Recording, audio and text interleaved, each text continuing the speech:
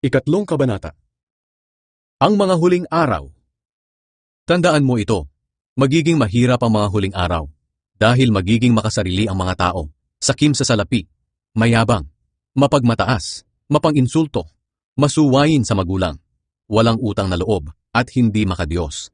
Ayaw nilang makipagkasundo sa kaaway nila, malupit, walang awa, mapanira sa kapwa, walang pagpipigil sa sarili, at galit sa anumang mabuti.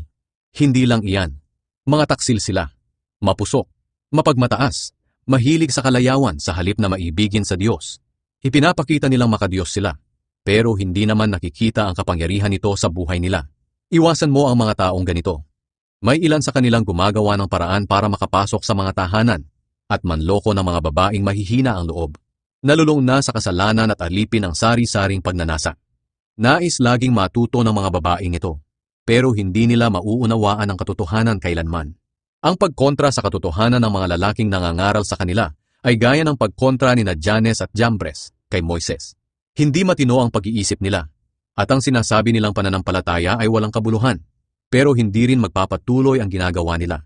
Dahil mahahalata ng lahat ang kahangalan nila, gaya ng nangyari kina Janes at Jambres. Mga bilin. Ngunit ikaw, Timoteo, alam mo lahat ang itinuturo mo.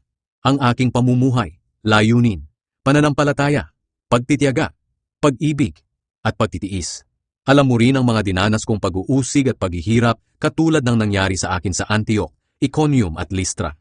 Ngunit iniligtas ako ng Panginoon sa lahat ng mga iyon. Ang totoo, lahat ng nagnanais mamuhay ng matuwid bilang tagasunod ni Kristo Jesus ay daranas ng pag-uusig. Ang masasama at manlilinlang na may, lalo pang sasama at patuloy na manlilinlang. Maging sila mismo'y malilinlang. Ngunit ikaw, magpatuloy ka sa mga bagay na natutunan mo at pinanaligan. Dahil alam mo kung kanino mo ito natutunan. Mula pa sa pagkabata, alam mo na ang banal na kasulatan, na nakapagbibigay sa iyo ng karunungan tungo sa kaligtasan sa pamamagitan ng pananampalataya kay Kristo Jesus. Lahat ng kasulatan ay isinulat sa pamamagitan ng kapangyarihan ng Diyos, at mapapakinabangan sa pagtuturo ng katotohanan, pagsasaway, pagtutuwid, at sa pagsasanay sa matuwid na pamumuhay, para maging handa sa lahat ng mabubuting gawa, ang naglilingkod sa Diyos.